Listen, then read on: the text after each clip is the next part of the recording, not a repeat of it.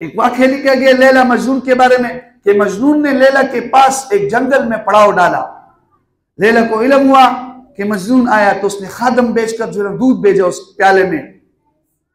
उधर कोई डुप्लीकेट जाली मजनून भी आया, उसने भी डेरा डाला। वो कोई खादम उसके पास चला गया, उसने वो दूध पिया। रोजाना दूध आता रहे और पीता रहे। एक दिन लैला ने ये सोचा कि भाई इसका आजमाइश कर लूं, इम्तिहान कर लूं। खादिम को खाली प्याला देकर भेजा। उसको कहा कि मजनून को कहो इसमें खून दो, लैला को खून की जरूरत है। वो जब गया तो उसी डुप्लीकेट जाली मजनून के पास गया, उसको कहा कि लैला खून मांग रही है। बड़ा परेशान हो गया। काफी देर तक सोचने के बाद कहा मजनून दो किस्म के हैं, एक है खून देने वाला और एक है दूध पीने वाला।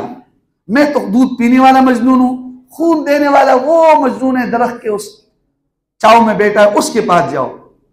जब उसके पास गया तो मजनून को इसी तरह कहा तो वो उछलने लगा, लैला ने मेरा खून मांगा है। तो उसने जिस्म के सारे आज़ा से खून निकाला। पता नहीं लैला को मेरे जिस्म के कौन से हिस्से का खून चाहिए होगा। जब वो खादिम खून लेकर आया तो जो है ना लैला को सारा वाकया बताया। तो उसने जो डुप्लीकेट मजनून था, जाली मजनून, उसको वहां से भगाया।